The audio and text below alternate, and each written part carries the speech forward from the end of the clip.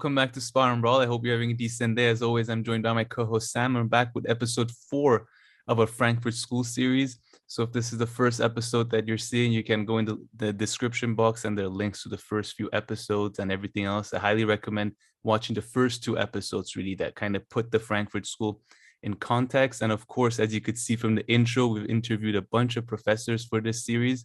We will include some of them, some clips from them in this episode, but you can also go check out their full interviews. Again, links in the description box below. So please like and subscribe. And Sam, should we get started with Horkheimer, the big man, the man in charge of the school? The man behind the scenes. Exactly. The director, so to speak. Exactly. And also a candidate for having the most German name ever, I would say. Like him and Heidegger are in a strong competition there for who's coming with a more German sounding, like Horkheimer. Seriously, and like a serious name, like Adorno, head of the institute. No, but Horkheimer. Yeah, head of the institute. Yes. Marcuse sounds almost like like a swashbuckling dandy that he just goes around. Herbert Marcuse, but yeah, Horkheimer is certainly either military like general or an institute director. Well, like, there's no other jobs for that. Based on the way he treated Habermas, it really does remind me of like a military like boot camp kind of guy. Yeah. That you sending him on exile. Yeah, but we'll get into that. So out of the original gang, so Adorno, Marcuse, I probably know about Horkheimer the least. I'm going to keep it quite short here. Then Sam is he's gonna provide some more detail, perhaps look at some quotes, and then we're also going to move on to the interviews. So Horkheimer, of course, was part of the first generation of the Frankfurt School, although there kind of was a mini generation before that. But let's say the main ones that really came to prominence, which included, Herbert Marcuse and Adorno. So he was born in 1895 and passed away in 1973. So he was the institute's director, not the first one, but as we really know, the Frankfurt School, he was kind of the first one. And his work, Sam, based on what I know, of course, he focused a lot on authoritarian politics and criticism of Enlightenment. Although one of our interviewees, Esther Leslie, talked about, also his work that he's done on domination of nature and animals, especially. And he has this pretty cool metaphor about a building. You can go check it out. Timestamps down below. It will be included in this video. But again, that also falls under like the Frankfurt Schools, what I've come to understand for the first generation, one of their main arguments and thesis, which is that during Enlightenment, there's been, in the Enlightenment and post-Enlightenment world, one of the main things that happen is this much stronger and much stronger ability to kind of dominate over nature and also humans. And of course, nature includes animals and kind of the domination. And this leads to the other, main contribution of his that I understand, which is instrumental reasoning. And again, my understanding of it, so Sam, maybe you can start adding a bit here, is pretty much they say, him and Adorno say that, Enlightenment has taken reasoning, but kind of instrumentalized it. So anyway, our reasoning is always thought of as a way of dominating nature, dominating other men, dominating society and animals. So these are some of the main ideas that I believe he's written and worked on. But yeah, I don't know if you want to get into it, Sam. And his 2 main books, one I know is Dialectic of Enlightenment with Adorno. And I believe he definitely wrote the first chapter, and the first chapter is the whole thing about Enlightenment. They tried to replace the myth of religion and all this, but it's kind of been replaced with the myth of reason and science. That is kind of what Adorno and Horkheimer give. And to this is linked instrumental reason. And I believe he has a book actually called Instrumental Reason, which I haven't had the chance to read and write. So Sam, that is kind of my very, very basic understanding. So I'm really leaning on both you and all the professors that we're going to include in this episode to kind of fill in the professors. gaps. Mostly professors, don't lean no one, please.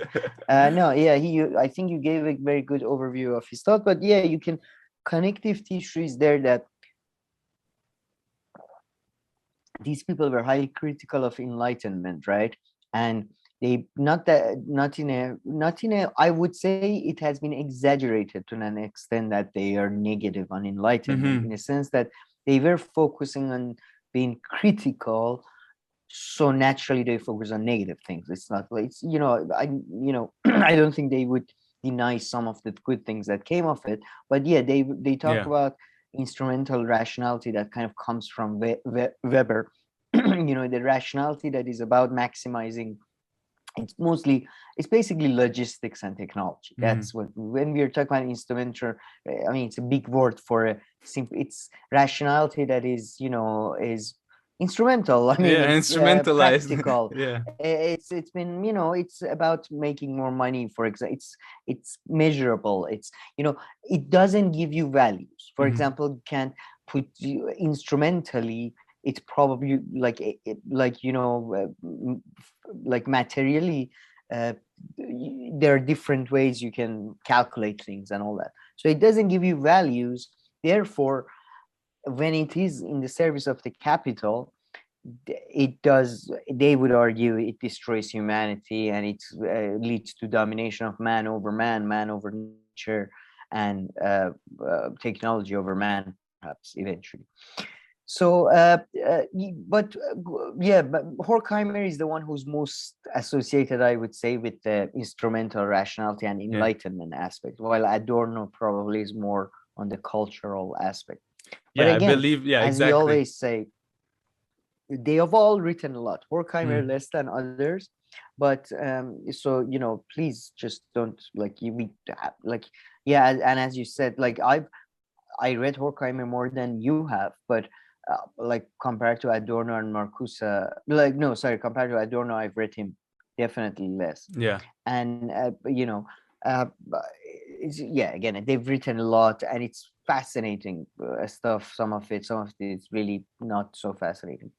So, take whatever we say with a huge grain of salt, so to speak. And we're doing just one episode on Horkheimer. I mean, like I said in the previous episode, if you go and check out books by Marcuse or other videos that are made on books by Marcuse, Adorno, people break down, Eros and Civilization into 4 parts and all this. So this is kind of like a one episode view of Horkheimer. That's why perhaps we're not getting into too many details, but all our guests, I believe, kind of bring in interesting aspects to it. Especially, I mean, I know Esther Leslie, she was very big on Horkheimer. She spoke about him a lot, but others too. That was a fantastic interview. I mean, it was a lot of fun as well, by the way. A lot of jokes. Anyway, so I thought I'd just give a brief biography of him. Max Horkheimer was born near Stuttgart in 1895, the only son of a upwardly mobile Jewish entrepreneurial family. His father, Maurice, had worked his way up from a modest beginning to become a prosperous textile manufacturer, and also achieved considerable public recognition. Horkheimer's parents were of a part of German Jewish generation who could still feel that they were essentially German citizens whose religious confessions happened to be Judaism. And I think that's pretty much true about all three, but it's been crystallized here, I think, very well, all three of the original school. I found this part quite funny. The young Horkheimer had to fight a protracted struggle to free himself from his family plans for him. His father had designated him as his successor in running the family business, and in 1910, he was removed from secondary school a year before completing his degree to begin an apprenticeship in the factory. So in late adult, that is just so typical. It's so typical. Listen to this. In late adolescence, 3 things fueled Horkheimer's bitter conflict with his parents. Bitter conflict. They wanted him to have a factory. That was the first was his outrage at the suffering of workers for whom he had now become directly responsible. Amen. Horkheimer was tormented by the conviction that his own comfort and possibilities were being purchased at the cost of exploiting the labor of others. I just love that. He was just one of these kids. He was one of those kids at the university that wouldn't shut the fuck up about like the workers and like, you know, every time you get together, did you know that your shirt was made by a kid who was crying while she was making that kid? Oh, I didn't know. Thank you though. Now I Hey, know. but It changes everything. But he was one of those. Like I can imagine. I'm so like I love his writing and stuff. Some of it anyway.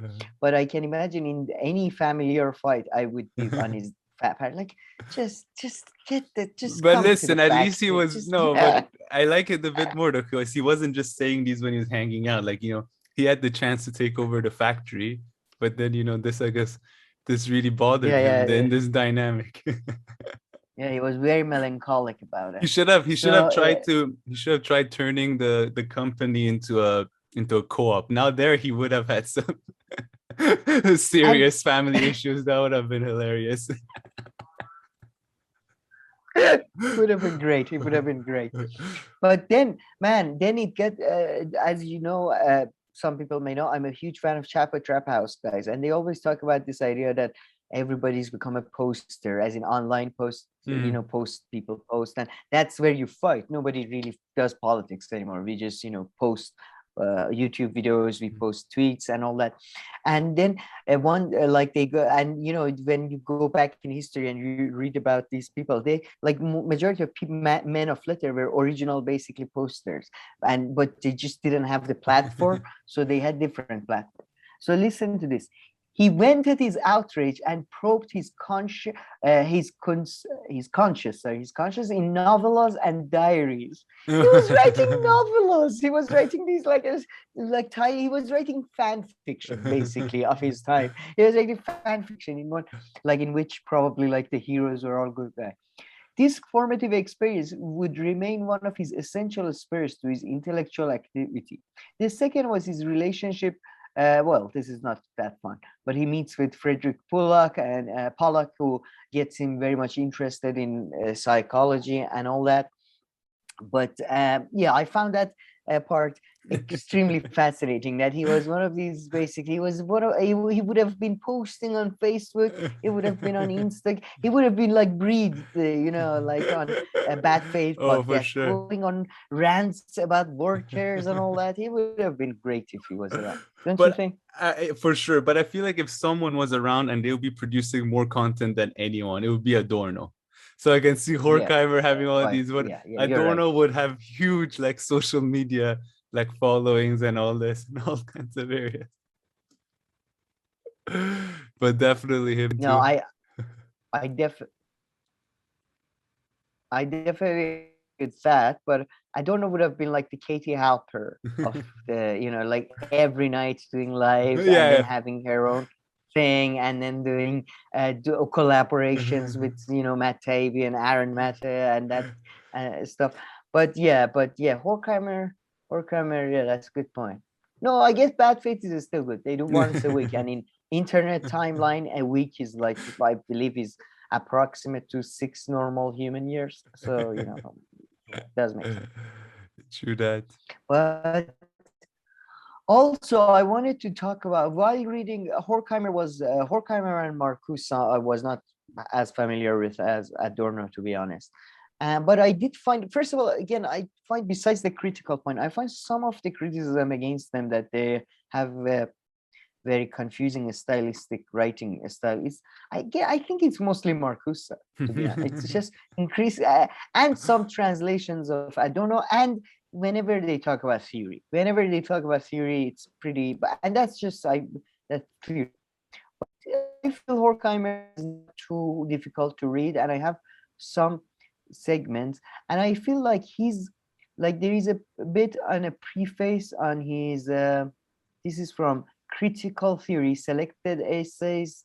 This is from Continuum Publishing, Max Horkheimer, and I think he does put the whole, what I like and I don't like about the school in very good quotes. They are somewhat long, so I don't know if you want to say something before I No, I don't, so please go ahead. So let me, here we go. Look, this is a part where very much I this I love this part. So in this world, things are complicated and are decided by many factors. We should look at problems from different aspects, not from just one alone. Only those who are subjective, one-sided, superficial in their approach to problems will smugly issue orders or directives the moment they arrive on the scene, without considering the circumstances, without viewing things in their entirety, their history and their present state as a whole, and without getting to the essence of things, their nature and the internal relation between one thing and another. Such people are bound to trip and fall. So I think, in my view, methodologically speaking, this is a perfectly, like, again, this is like this. I feel like their ideas have been so misrepresented a lot by their own followers. Like, you read a lot of people who seem to come from a similar tradition of critical theory on Guardian or in New York Times or wherever. They don't follow his methodological approach. They don't have this multi-sided, multifactorial, not a smug view. They have a very, very no, smug view. that was a brilliant quote. And I mean, you know, many of our, actually, it's funny, we're going to do the Adorno episode next. And so, folks, that's going to be the next episode. There's a quote that I have from Adorno, and I feel like this goes completely against what many of Adorno's proponents think that he's saying. So that's very interesting that you said that. We'll get back to that. But yeah, I think it was Esther, Leslie, and I mean, Joel Whitebook, but from another point of view, they all kind of, you know, for them, Frankfurt School is really that first generation. And after Horkheimer, Adorno, Marcuse, even though Habermas was, you know, he got, you know, perhaps the most notoriety out of all of them, really. But they see their kind of work to be totally different. And I guess it's more critical theory that they say that connects it. Although, as you're kind of pointing out here, perhaps even the type of critical theory is a bit different, what is being done then than, like, you know, what Horkheimer was kind of saying in his quote. Yeah, I mean, I found rereading these authors for the again after a while and all that. I think I told you this before. It reminded me so much of the British empiricists, that when you read the people who followed them now, the people who are within that tradition now, in my view, they pale in comparison. They're like these people, again. You see how measured they are in their language, how clear they are that, look, I'm not issuing directives. One should not think none of this is final. Look, you shouldn't be smug about things and all that. And then you see the new people, the way they analyze a very simple movie. Specifically, I'm referring to a Guardian article, for example, about the Northman. There are other examples, and it's not the same methodological approach. And I feel it's very similar to what happened with empiricism, where you read British empiricists, they are not the dogmatic monsters that empiricism has become, that is obsessed with like tables and stuff. You know, John Stuart Mill is not like that. Jeremy Bentham is not like that. So it reminded me a lot like of them. And on the next page, we come to something that I thought was very interesting to me. And I am a bit of a too hard of it, but I let you have some comments maybe. No. I said my piece with this quote. All right. So, you know, I just said the differences between generations. And as some people may know, Horkheimer, Adorno, and Marcuse were all active during the time that the student movements across Europe and America started. And Horkheimer were extremely negative on it, while Marcuse was supportive of it. I don't know if you could say very positive on it. But which, by the way, please check out our Adorno stuff. I have something really funny for that segment lined up that is really good. But before getting into that, Horkheimer was also very negative on that. And then on the next page, he gets to this. And sorry, from which book was this again? This quote is from Max Horkheimer's Critical Theory Selected Essays. Okay. I'll take. No. I was just wondering. So when this was written, left you hanging. No. I was just wondering when it was written.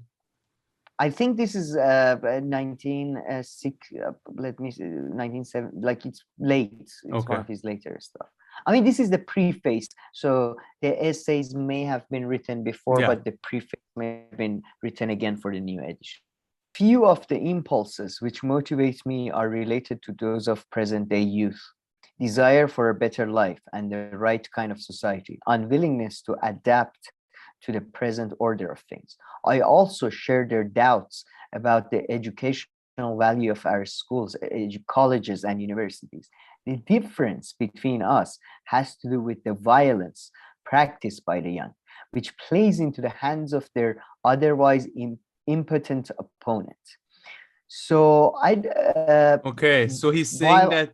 Sorry, I thought you were done. I'm just going to continue reading just to finish. An open declaration that even a dubious democracy, for all its defect, is always better than a dictatorship, which would inevitably result from a revolution today, seems to me necessary for the sake of truth. So you see, he's unpack that a bit, especially the first sentence. Can you read the first sentence, please, again? Sure.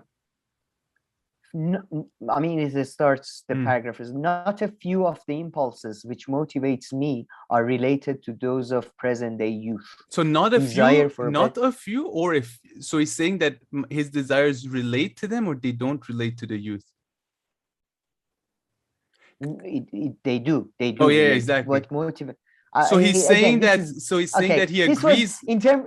He agrees with what they're saying. He just doesn't agree with their method that plays in the hands of the status quo. But although the first part is a bit confusing, because I started with a few, I think, the first time I read it, and I would add, this is an example of this is one of those stylistic choices that like you can just say this so much simpler. Like, if it was an English or Italian writer, they would have done it such a better, like brevity, man, brevity, for fuck's sake. Anyway, sorry, that's a personal grudge against the school I have. But I would say he's saying exactly what you said, that I agree with what motivates them, but I disagree with how they go about achieving it. And he says that we should accept that democracy with all its defects is preferable to the dictatorships that we see around the world. And in my view, that is while I agree with the motivations of both the youth and him, I think this is where that criticism, the major criticism that I think Michael Seguro and Perry Anderson, from two very different traditions, both very aptly make, that they lack internationalism and they lack and they are provincial in their mindset. This is where this comes across in my head, like the idea that, for example, European or American democracies in the 1960s or 40s or 50s, like 1940s, like as soon as we get to 1940s, we are getting into some of the most gruesome crimes ever happened to humanity within Europe, so I don't understand what the fuck they're talking about when they're talking about. So I'm not sure about the strategy and methodology bit, but I don't know what you're talking about, basically. We in our usual shows, sometimes we talk about democracy and how it's not a clearly defined concept. And I do think that this is where their provincialism, this sort of almost provincial idea of an ideal man that lives in a sort of a parliamentarian democratic community like society, and it's something that you still, I think, you see in the natural logical conclusion of that is Habermas and his idea of communitative spaces and all that. So let me get this right. Let me see what you're saying. So what you're saying is that Horkheimer is saying that democracy, no matter how shitty the democracy is, right, is always better than an autocratic, like a dictatorship. Did he say? I think he said dictatorship. Than a dictatorship. It's always better than a dictatorship, which would inevitably result. That's the second part I want to discuss, which inevitably. But so but your point is that, well, if you look historically, you can find that many democracies actually committed much more bigger crimes than a society that, for instance, had some kind of dictator or authoritarian shape. So there wasn't even lip service paid to democracy. You know, no one even showed up to vote between a Democrat and Republican kind of thing. And you're saying that is just factually not true if you took a more global perspective, perhaps, and even you know, even a regional perspective, maybe, although I know you made the argument of provincial versus international, but maybe you want to give some kind of example or something, or maybe just elaborate this a bit more, because, you know, it is kind of counterintuitive position to take to an extent. The issue is twofold, really, that betrays their lack of internationalism and their provincialism more than any other. And again, it idealism, going back to German romanticism and mysticism and all that. I think all of it is here, because it's twofold. One is that what is the democracy you're talking about? You know, is America like America pre-Civil War segregation era? Is that a democracy? Is America when white men who own land, who are of a certain who own a title, is that a democracy? Because if that's a democracy, you could argue a lot of places on earth were a democracy at the same time as America. Maybe the names, and I highly suggest the works of, for the case that I know of, which is Iran. This is a case I am intimately, obviously, familiar with. There's an author called Abbas Amanat, very eminent Iranian historian, I believe, Berkeley or Harvard, I forget, but Abbas Amanat is an authority on Iranian sort of 18th century, 19th century, that type of history. And that's a one big debate that constantly goes on within Iranian historiography, that, you know, you have these people who are, in my view, are sort of Eurocentric, and they say Iran was arbitrary rule and all that, but Abbas Amanat with historical facts shows no, there were state structures very similar. I mean, again, how do you define democracy? That's one thing. So that's a very again, this is a new word that I've learned and I like to use, and I think you liked it too. It's a floating signifier democracy. It doesn't have a, when you're not talking about something concrete, and he's not talking about something concrete because he's talking about, let me read that again, an open declaration that even a dubious democracy, for all its defects, what do you mean by do? Everywhere is a dubious democracy. China right now has elections on local level, on local issue. What is the concrete definition we are going by? So that's the first aspect. The second aspect is, I agree with you there. I think I agree with you. I agree with you there.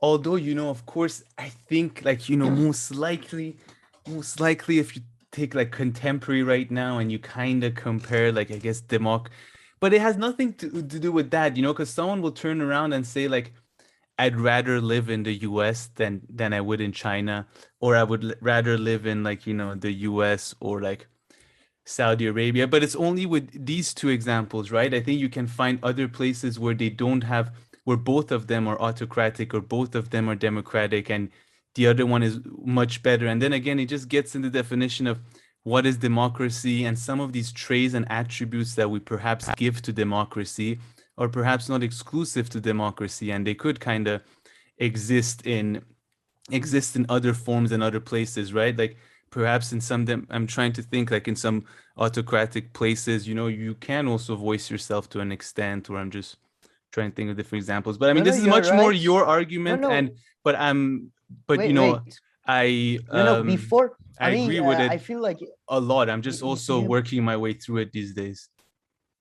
I mean, you just moved on to my second point, but I would say that even before that, because that's a more controversial point that I sometimes like to make, and I'm fully understand that I may be wrong on that. Most of the literature on that disagrees with me.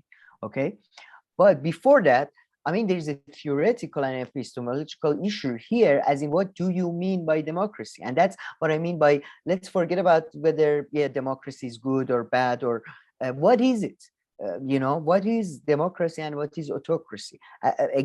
You know, and then we get to the point exactly. For example, and then it's like freedom to do things and freedom from things. For example, the left always likes to talk about which I love to talk about, the fact that, for example, being free to, die of starvation is not really freedom. So for example, and for me personally, now we get to the second point, this idea that autocracy, even a dubious one, is worse to him. I disagree. And I mean, I'm just thinking of a freedom of speech and liberalism are not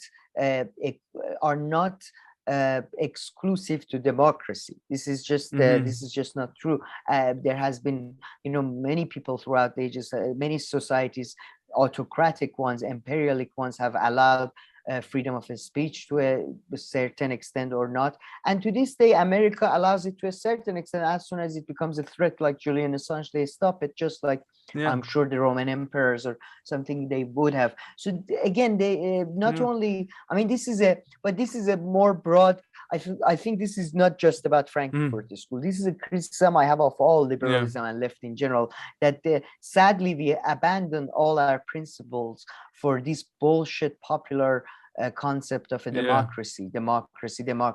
Oh, what does it mean? First of all, left has to have different categories of democracy, concrete definitions of it, at least, and then maybe talk about it. This, again, it's equivalent of a modern day religion for the left. It's replaced religion for the left. We just talk about democracy. Yeah, no, the democracy, for sure. I don't care. That way, talking about, and I was just thinking of examples right now, like, Turkey is technically a democracy, right?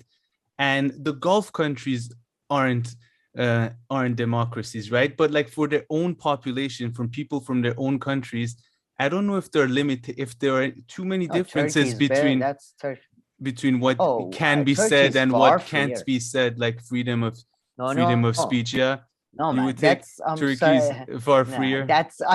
The Gulf states are, they are like the Central Asian dictatorship, North Korea. These are the most extreme of the spectrum. But then again, you focus on Kuwait. Kuwait is not. Kuwait is relatively far freer than UAE or Qatar, for example. So, but they can agree that they're a bit more democratic, right?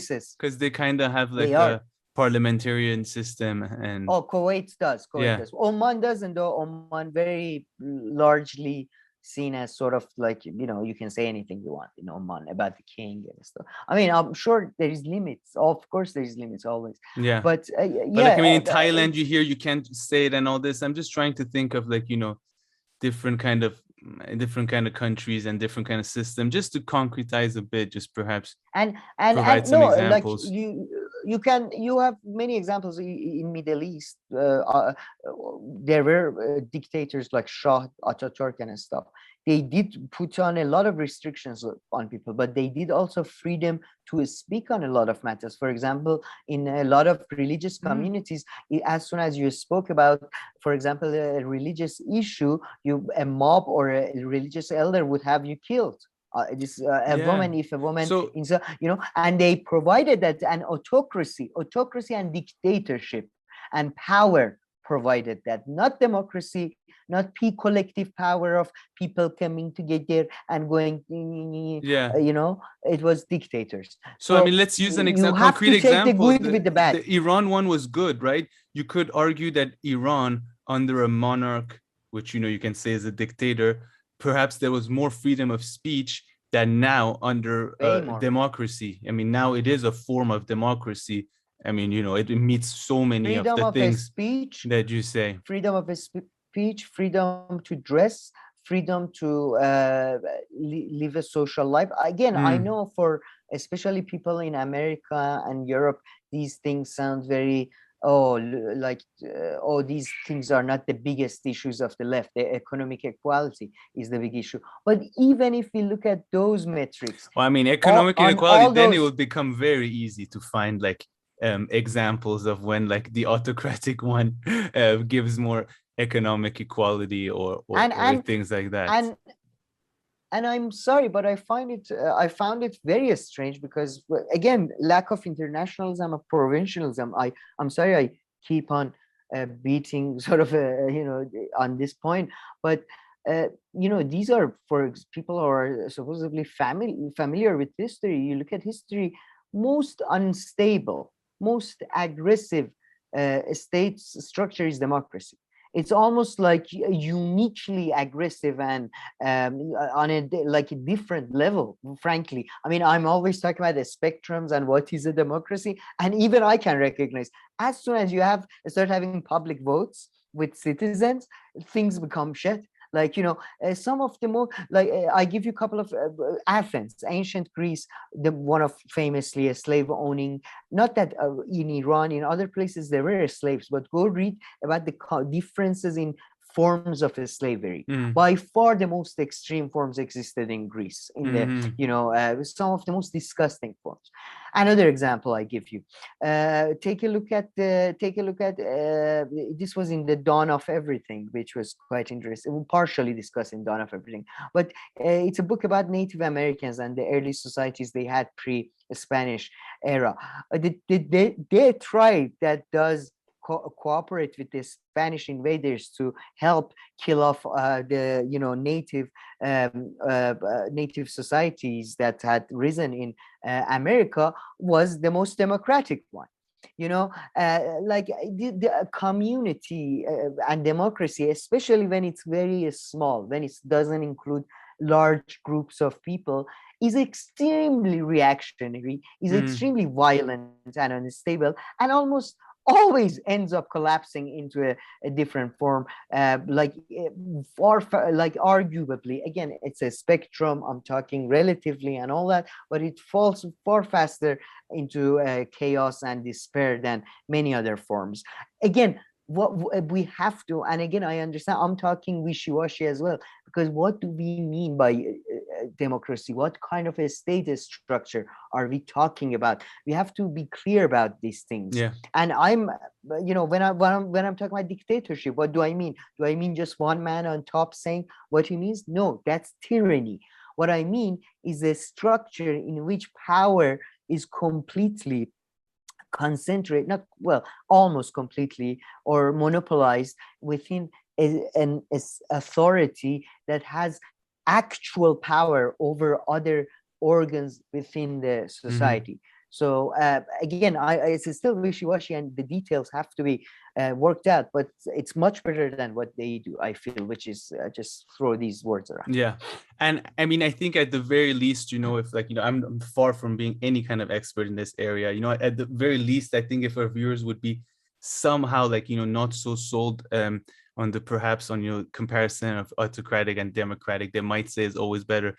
I mean, at the very least, I think everybody should kind of accept the argument that the word democracy, and I think others in their way of thinking of other issues, they agree with this, is just become this nonsense buzzword that is just, perhaps it's always been like this, but now just realizing that it's used for everything. I mean, we know that the American powers use it in order to go to another country and get their way with their system. Oh, this country is not democratic, we're going to bring democracy, or all this kind of thing. That's one way. And the other one is just for us using it like, oh, if it was more democratic in this kind of very abstract general way without getting into it, on the left, believing that it's for sure going to be better and we're going to achieve good things without really describing what it is. But at the very least, I think the idea that it's just turned into this buzzword signifier kind of thing, I think it's at the very least people should be open to that part of the argument. I think both sadly, I mean, this is far less important, but for me it is the Iranian Revolution, and far, far more crucially, the fall of Soviet Union, sort of, in a way, I mean, everybody makes fun of Francis Fukuyama, and I disagree with him on a lot of substantive stuff, but I do think he was right. He was onto something when he talked about the end of history, in terms of like an end of it was like, you see, even the quote dictatorial theoretical regimes all across the world claim to be democratic. The claims are China, Iran, Russia, everybody claim, nobody's, even when, you know what I mean, even the ones that are quote unquote are not, and I would agree that they're not, like on a spectrum, they are far on the not side, they claim to be democratic. So it's become, it's buzzword, so and a weapon, even, I guess, in that kind of sense. And yeah, now I like to focus on the second part, which I kind of agree with a bit more, but he goes on to say, and open for all defects for the sake of the truth. Oh, this is for all its defects, democracy is always better than the dictatorship, which would inevitably result from a revolution today, seems to me necessary for the sake of truth.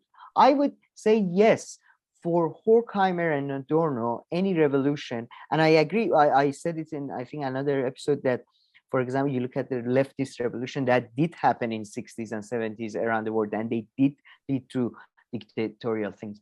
But again, when you have such a wishy-washy concepts of democracy and dictatorship, of course, for you, it always leads to inevitably dictatorial, because for you, anything else but this seems to be dictatorial. So I don't know, like, again, I kind of agree, and I'm not sure if it's a bad thing, but what do you mean by, you know what I mean? Like, for him, anything but this seems to be dictatorial. So for him, that is inevitably true. That, again, that doesn't help us with saying this. Does that help the poor? Does that improve housing situation? Does that make the sewage system run better? We need concrete things. We should focus on concrete things, not just on these ideal stuff. He goes on to say, despite her adherence to Russian Revolution, Rosa Luxemburg, whom so many students venerate, said 50 years ago that, quote, the remedy which Trotsky and Lenin have found, the elimination of democracy as such, is worse than the disease it is supposed to cure.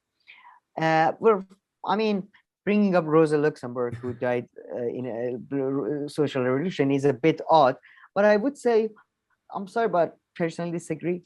I think dying of hunger, dying of disease, not having antibiotics, not having, for example, a roof over your head when it rains is far worse than not having the ability to vote. Yeah, can you read again the last two parts of that, please? Sure. Last sentence or two. This is the follows up right up. Despite her adherence to the Russian Revolution, Rosa Luxemburg, whom so many students venerate, said 50 years ago, quote, the remedy which Trotsky and Lenin have found, the elimination of democracy as such, is worse than the disease it is supposed to cure. And what disease is saying that is supposed to cure? This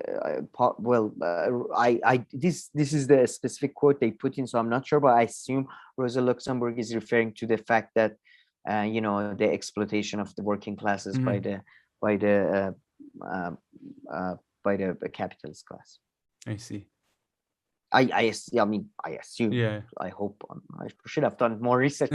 No, just wrapping my head around. Finally got me. Yeah. No, just wrapping my head around the quote and what he was trying to say. So basically, they're saying democracy is, democracy is the bedrock, is the principle. Everything else follows from that. And even somebody who Tony Benn, she's probably one of my favorite politicians of all time, but he said something along those lines too, and I happen to disagree there. That's where I think the left should have, from 70s onward, sadly, we didn't start categorizing, we didn't start defining things specifically enough, concretely enough, to be able to resolve some of these linguistic debates, so to speak. Because I would, maybe if he explains what specifically he means about democracy, in which he does in other works, but it's again in the same sort of wishy-washy type of things, in my view.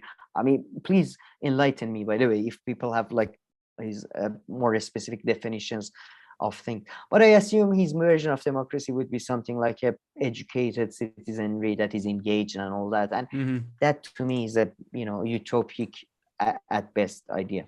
So yeah, so I just thought I highlight some of no, fair enough. Fair enough. I don't have something to add on the democracy and all this. It just reminded me of one point, because you're talking about the students and what the students should do. And this is one question that we didn't get to ask any of the interviewees. I should have thought of this, but because they're saying that protesting is not good, because you're just giving, you're just helping out the status quo. You think you're not, but this kind of violent protest at the very least is helping out the status quo. And I know that Marcuse says that the one solution that he pushes forward has to do with art and all this, right? But I really wonder what is for them, like what should somebody do, right? Like let's say, all right, Horkheimer, Marcuse, and Adorno, I agree with everything you guys do, and I want to fight the system and I want to fight the status quo. What should I do? And although they are so right that so many things play into their hands. Although some stuff you can't help it, some stuff they also play into the hands of whoever it is and whatever it is that you're trying to combat, but they also benefit you too. So just because it kind of plays in their hand a little bit, maybe that's not even necessarily always like a done deal. Don't do this, right? Because maybe you'll make other gains some other way, whatever that is. Doesn't even have to be social protests about life. But yeah, I mean, what do you think they would suggest? Like, okay, I want to do something, Horkheimer. What should I do? From the interview with Brian Mackey that Herbert Marcuse does and some of his writing and Adorno's letters and stuff, what I come across with and their activities in life, Adorno was very active on German radio and German politics and culture, not politics, culture, mostly commentary and all that.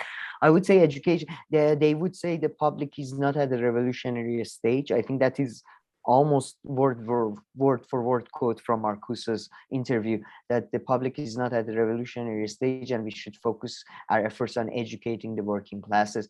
I mean, although you could argue that he himself makes a great argument for the fact that that may not, be very possible or easy, but I should go around telling people like, what's wrong with the status quo and how life could be better. No, that's very no, I didn't mean it in a bad way. Yeah, I didn't mean it like should I go focus on the go ahead. No, you should, as like, first, if you're an educator, you should try to enlighten people about the ways that Enlightenment has instrumentalized all aspects of their social life. But if you're in other fields and you're working in some other field and stuff, while you do your job, you should be aware of all these processes and try to make other people also aware. It's basically waking people up from alienation, or from not alienation, from the sort of from the thing that doesn't allow them to recognize their alienated state. So they would say that, and organizing, like Chris Hedges' style, organizing like grassroots. They were labor movement supporters. So they would be what I think Chris Hedges is today, sort of, in a way. Yeah, but I feel like protesters would probably say we are educating people, whether it's when we're protesting or during, or when we're not protesting, we're talking about all this between us, all those educating. Protesters are different. Then we go out and protest. No, man. Those protesters are different from these days. This is a joke. This is not a protest. They get a permission beforehand. We do it in silence. And then we go, it's a civil. And I'm sure the powers that be are so afraid of you, civil silent protesters. Fuck off. Like, I mean, this is not protest. This is group therapy for people. This is self-help. The 1960s, man, in France, they pushed fucking de Gaulle out, the guy who was partially fighting, was responsible for defeat of the Nazis. This is the level of Nixon was fucking afraid. Nixon was looking out of White House, going, they're gonna come for me. Henry, they're coming for me. I swear to God. This is a joke. So they would just say, for now, just go around educating people, and then when enough people are educated, then I guess the right thing will just happen by itself, perhaps. Like if 80% of the world know what the truth is. They believe in democratic means. True. And then through democracy, they would vote for the right people and put the right people in place. Although, I mean, that kind of education, they were they were basically modern liberals. They believed what you consume allows you to change the world or allows you to become a better person, which is a liberal fantasy. Like, just because I consume The Wire doesn't make me any more, it doesn't make me any better in my structure of relations to the Black community than if I don't watch The Wire. You know what I mean? This is, again, Chapo guys talk about that what you consume doesn't matter. That's the main thing, that they put too much emphasis on media and all that. They it's or people consume it and are taking it in much different ways or accept it in much different ways. Like I came across all these kind of leftist news kind of things when I was younger, and on me it worked, and on me I became a leftist. But I'm sure a bunch of other people also perhaps came across all these content, and they either just ignore it or didn't get into it, or just like they were like, what the hell is this anyway? This is so wishy-washy. That comes to like the impact, what they believed in the media, the power of the media and all this. But okay, I got a satisfying answer there though out of you, so I appreciate that. Do you want to keep on going with the quotes? I don't know what else happens once in a while. Once in a blue moon. It's rarely happens. No, I'm done. I feel like we may have overdid it, but check out their writing. As always, I always check out the original writing interpretations, or basically you can have as many interpretations as with the number of people on earth. So just don't have your own take. Yeah, especially with the Adorno one. I can't wait to show you this one. Kind of, I mean, I think it is kind of, it's not what many people sometimes say Adorno would say, I think. But anyway, so now we're going to move to the interviews.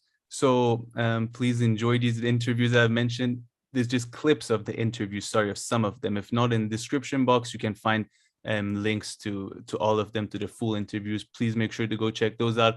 Although their responses, or the professor's responses, are still guided by our questions. So if they don't talk about everything that you want them to mention and all that, that's kind of our fault. But so Sam, I think I'll just take this opportunity to say thank you as well. And so we just wrap up this episode, right? And let people enjoy the professors. Did you just thank me? No, thank the viewer. I was like, because usually we go to the interviews, then we come back and say thank you. I hate that. No, I just said, because usually we go to the interviews and then come back and say thank you, but I just thought there's no point. We'll just say thank you now. Yeah. So please leave your comments, questions, criticisms down below. We'll make sure to get to them. If not, please like and subscribe, and we'll see you in our next video. And please enjoy these interviews or clips from these interviews right now. I think there are a couple of things that we might say with regard to Horkheimer. And first is his collaboration with Adorno. I think that was pretty important. And also his works on the methodology of the Frankfurt School. I think that's another very important contribution that he gave, and it's something that he did together with Marcuse as well. So he was one of the first collaborators of Max Horkheimer, even before Adorno himself. So Horkheimer was, as we said, a very prominent figure in the establishment, in establishing the Frankfurt School as a physical institute with the Institute of Sozial Forschung, but also ideologically speaking, as we said.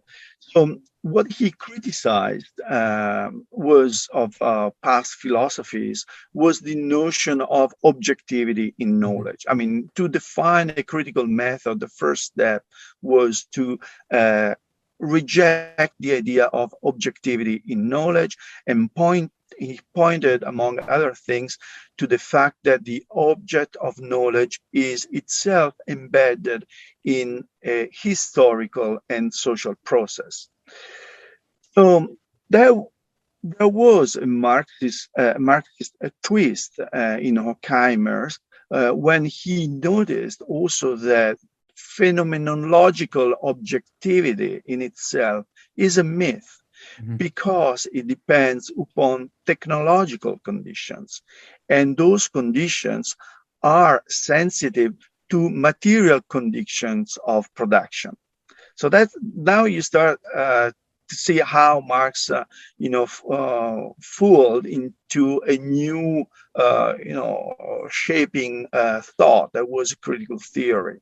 And critical theory aimed, since the start, to abandon naive conceptions of knowledge impartiality. And that's also something that we will find with Adorno in Negative Dialectic as well. So this neutral standpoint was abandoned.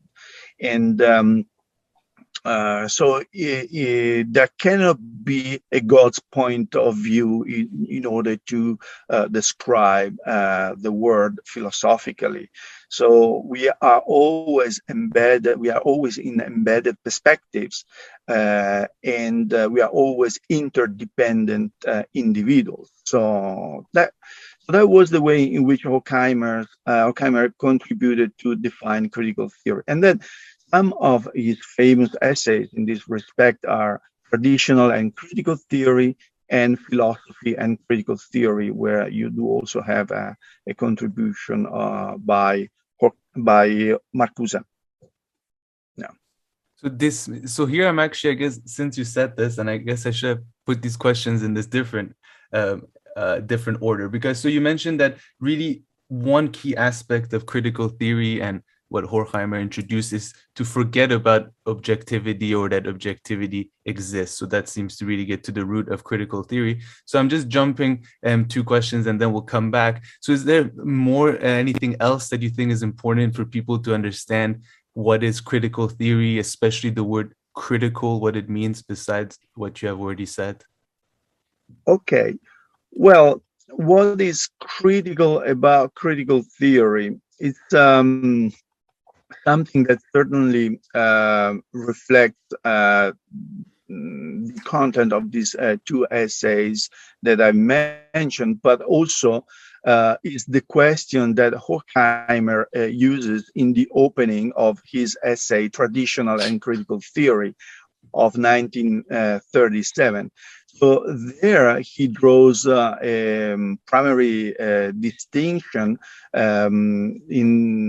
in the difference of methodology between classical social sciences and critical social sciences. And traditional theories, either in the version of deductive or analytical theories, have always focused on coherency and a very strict distinction between theory and praxis. And as Horkheimer describes this, they moved along Cartesian lines. Knowledge was treated as grounded upon self-evident propositions or upon propositions based on self-evident truth. And therefore, traditional theory had to proceed to explain facts by application of universal laws. But this verificationist procedure is precisely what led to positivism, and this was totally far from the way in which a critical investigation of the word aimed to be. And we'll see how, in many respects, Horkheimer, I think, not only anticipated Wittgenstein, the second Wittgenstein, and his notion of linguistic games, even though, of course, Horkheimer was using a different language, but he gave a strong impulse in the reframing of this classical notion of truth as correspondence, which was part of the definition of truth in the first Wittgenstein of the Tractatus.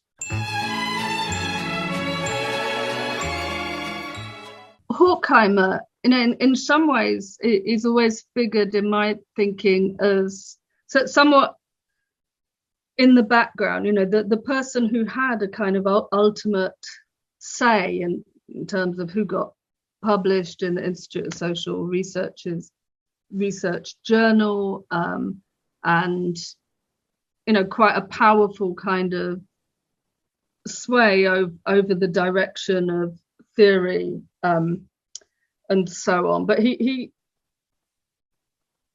comes from an interesting background in the sense that there are elements there that one wouldn't necessarily expect. So there's his fascination with Schopenhauer, which he carries right through his life, which means he has this core of him which thinks a lot about suffering, and that becomes historicized and politicized in order to think about suffering in this capitalist world, and how do we overcome that? Can we overcome that, or will there always be an element of suffering? And I suppose this is merged with a kind of Freudian idea that we are always seeking happiness. Essentially, we want to gain satisfaction, and so we want to abolish the conditions of suffering. So it seems like there's, all through his work, there's this kind of flip or push and pull between the capacity to think, understand the world and change it for the better,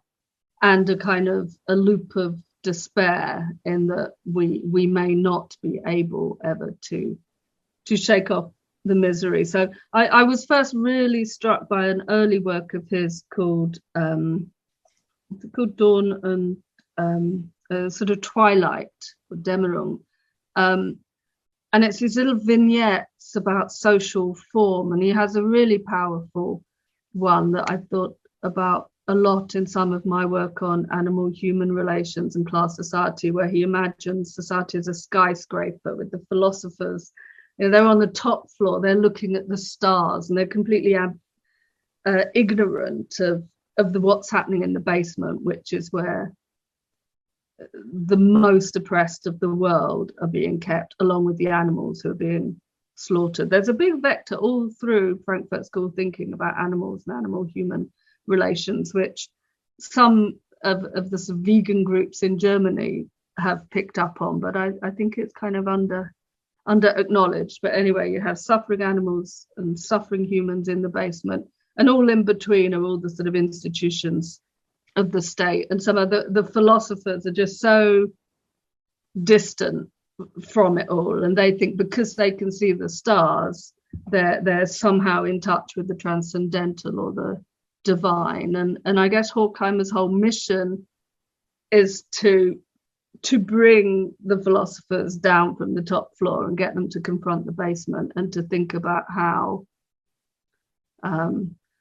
not to think about immediately having a revolution there and there on the spot, but to think about how we think about this structure, to unpick it and to understand how it's come to be historically, in order then to think through ways of changing it. So I suppose that's part of Horkheimer's work. There is also this crucial essay distinguishing traditional theory, which just explains the world or describes the world in some ways as it is, and in so doing reaffirms the status quo, often from within disciplinary silos.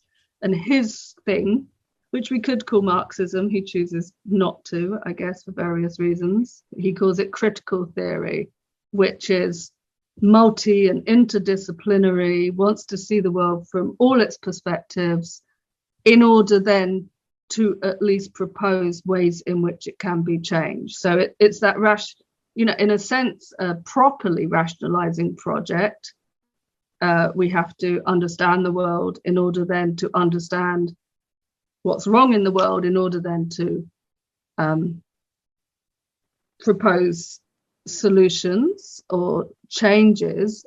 And in some ways you could say it's a restatement of Marx's, philosophers have hitherto only interpreted the world. The point, however, is to change it. But I suppose Horkheimer wants more of a connection between modes of thinking, modes of unpicking the ideologies that trap us and keep us sort of reproducing the same habits and behaviors and structures, and a proposal to change that, to reorganize it. And he talks about instrumental rationality, which I guess is the dominant sort of form in which reason, an inadequate form of reason, is exercised within bourgeois capitalist society, which always proposes, the ends over the means, thinks more about quantity than quality, is trapped, has its own sort of blind spots and things that it is unable to perceive, because sort of pulling back the carpet in order to see what holds things up could be threatening to one's action within a kind of blind ignorance of social circumstance and relations. So I guess that's some of the ways in which instrumental rationality works. It's an inadequate and highly ideological form of rationality, which effectively also in the end says how things are is how they must be, or the only way they can be. And this is the most efficient way of doing things, and efficiency and getting to the goal is all that matters in the world. And that Horkheimer wants to pull back from that and ask questions about, I suppose, the good life, which is how one might phrase it nowadays, or the meaning of existence, or relationships between people that aren't based on money, or mediated through money, through status, or through the position that one has to bear in the different roles that one takes on in society. So it's a kind of, Horkheimer's stance is a kind of humanism, I suppose, while acknowledging all the foibles that humans suffer from, which he thinks about in relation, like Adorno, to in relation to damaged subjectivity and alienation and so on. No, that was a very interesting metaphor that you told us about, Horkheimer. So, I mean, I did find it weird that philosophers are on top. You wouldn't think that nowadays. Maybe you'd say like globalists or global leaders, but I understand where it's coming from. But I just want to ask you about the animal part. So were they talking about kind of animal farming in that sense, or maybe animal abuse in other senses? And which is that Horkheimer who wrote about this? Yeah, and Horkheimer, he's imagining things like the slaughterhouse, basically, as sort of, and I mean, he's writing this in the 20s, around the time that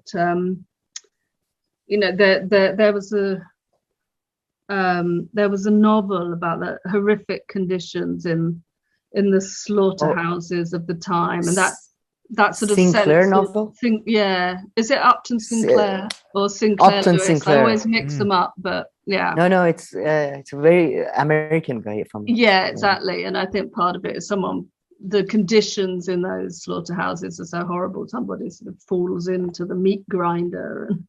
Oh, I see. It's disgusting. It's sort of disgusting conditions, and I think there's a sense, it comes across in Adorno's idea of nature, and at various points, that we are nature, we are natural beings, and if we're prepared to treat animals, in such brutal ways, through slaughter or through confinement, or through abuse, then it's a sign of how we also will treat others amongst ourselves, as nature. We'll disempower them and take away their voice and so on. But yeah, Horkheimer was sort of opposed to vivisection and got involved in campaigns around animal testing and so on. Seems to be a sort of little theme that runs through their writing and Adorno's writing. And Adorno, of course, famously loved going to Frankfurt Zoo and sort of communing with the animals, and trying to imagine what an animal sees when it looks at us, or more, what do our fantastical projections onto animals indicate about our sense of freedom and unfreedom in the world, and our relationship to rationality and language and subjectivity. So it seems to be an enduring theme.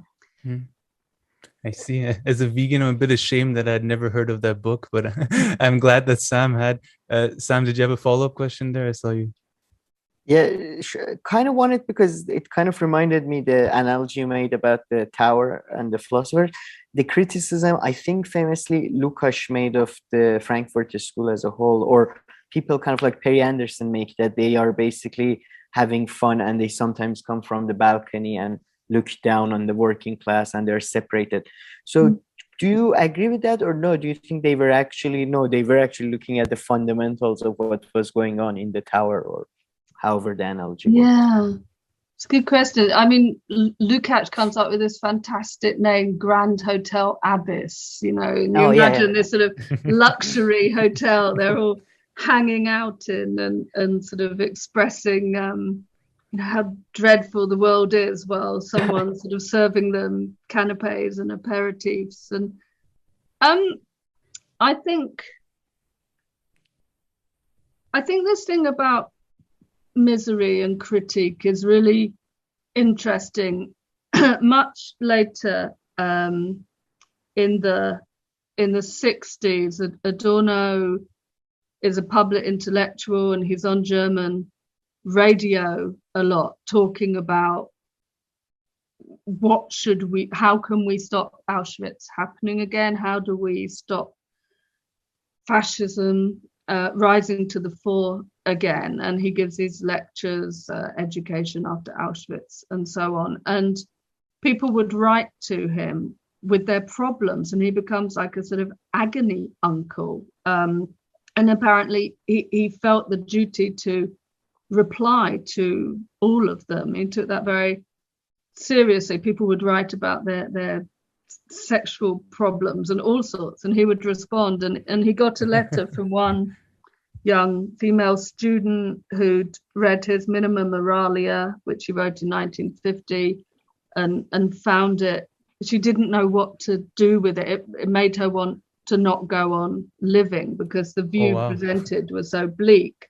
And so he urgently arranges to meet with her, and we don't know what he said to her, but she wrote him a thank you letter afterwards, where she said, "Thank you so much for talking to me. I wasn't expecting you to make me feel the world is good, really. All I was looking for, and what I got from you, was solidarity in my hopelessness." And I do think there's a core to Adorno and to Horkheimer in some ways, which is this sense in which you recognize the horror and you paint the horror, you produce the negativity as a kind of flag for others to flock to. What then happens when you have a solidarity of the hopeless is an open question. I saw a little film clip of Max Horkheimer from 1969 being asked about his relationship to Marxism, and he's particularly at that point after the student revolts in 68, where Adorno and Horkheimer were really terrified by it, where the Vietnam War seemed to push them in some sense towards a sort of pro-American position in a way, or it's very ambivalent. And Horkheimer goes, well, of course, that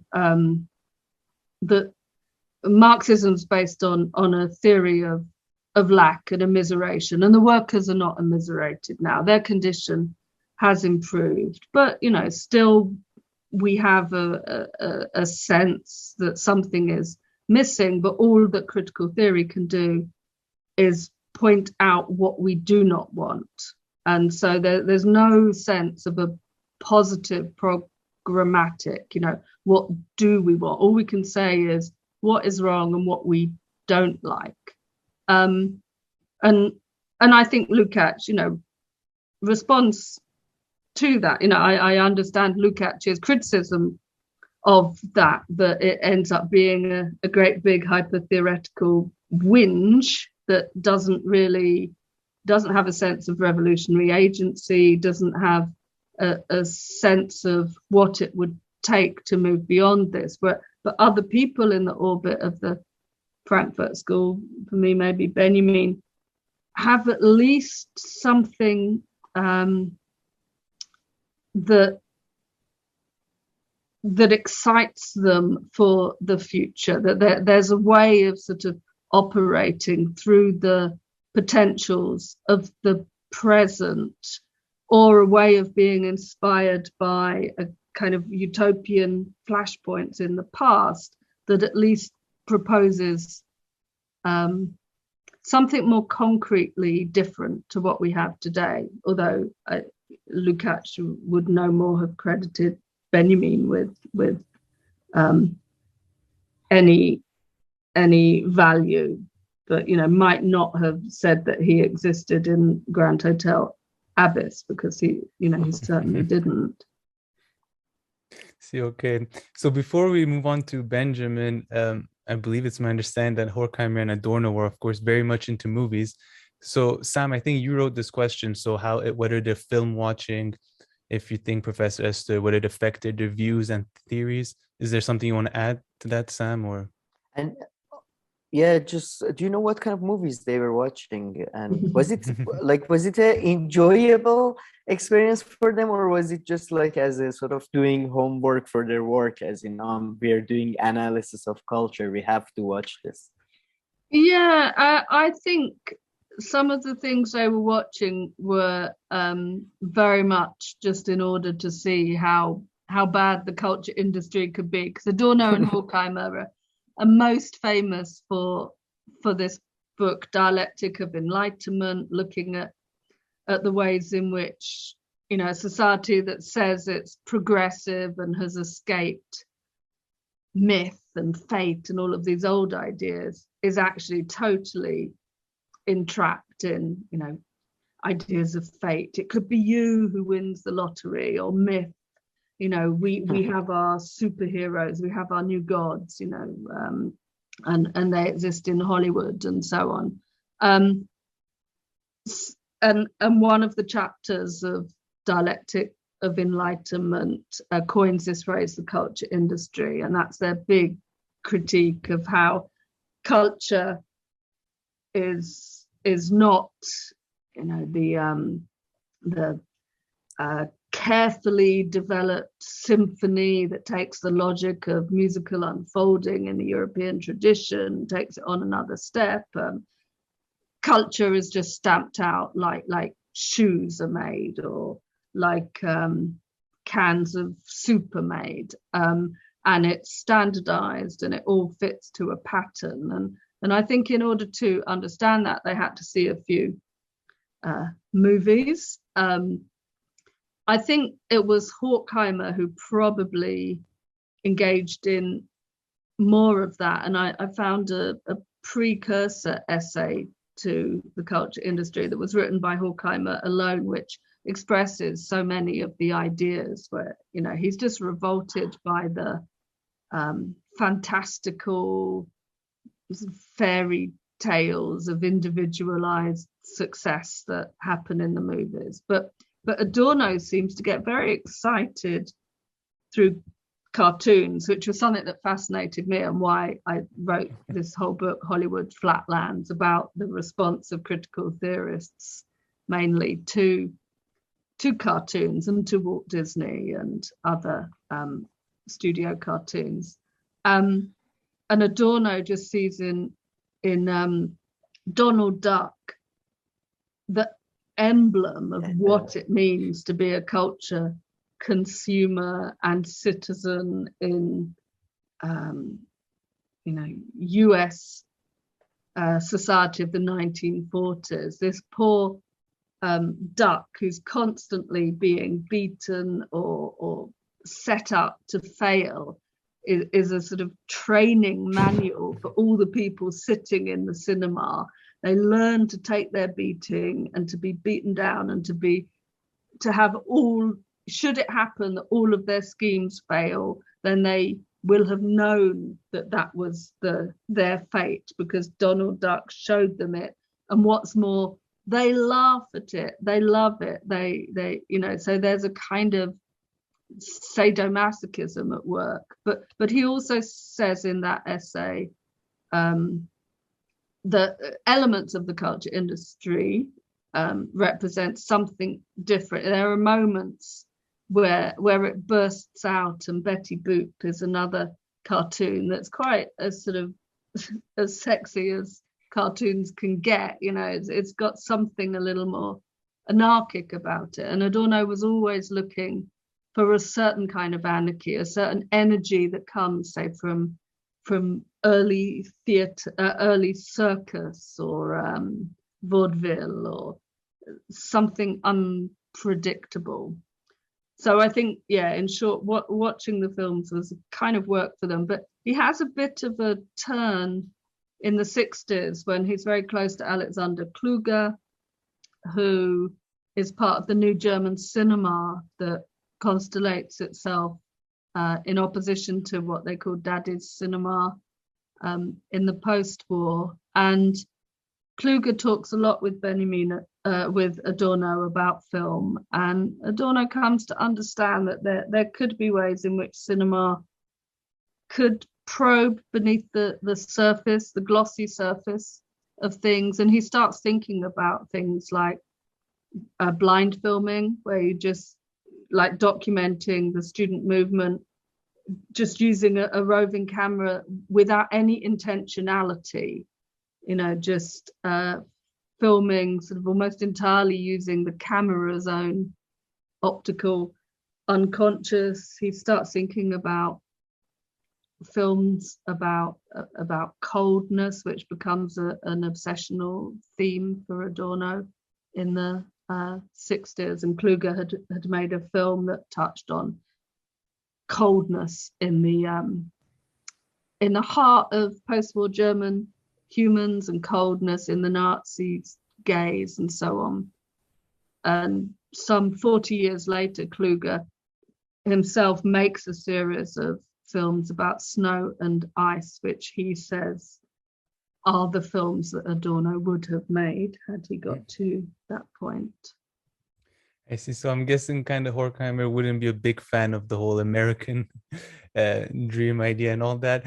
But so just on the movies and shows, and you know, so I mean, I completely agree, I guess, with his analysis that there are these kind of messages in movies. But I have two questions for you. One is, I mean, do you think that perhaps the effect that this have on people in movies and TV shows, maybe they take it too far, maybe Adorno takes it too far, especially since what we know with the literature since then? And then the second question would be, I mean, they're kind of under the belief that the writers and the people producing these movies, they really consciously wanted to pass on these messages. So is that kind of the view that they have, and do you agree with that as well? Or? Yes, I think around the same time as they're coining these ideas, there is a strong idea in media theory about the hypodermic syringe idea of media, that it's sort of in you know, a whole ideology is sort of directly injected into the mind of the watching audiences, and it somehow works, and there's no way in which they just reject that or make something different of it. I mean, it is why I suppose I'm more drawn to Benjamin's description of what it means to sit in the cinema, where he sees it as a kind of dreamlike experience and a sort of almost like a wandering mind experience in part. I mean, Adorno sees cinema as this sort of relentless attack on the audience that leaves them no space to think for themselves. And I suspect that is overstated. And, you know, there was a lot of work subsequently which has thought about you know, the different ways in which people build things from films, or what they take from films. So, for example, there was an argument that Hollywood cinema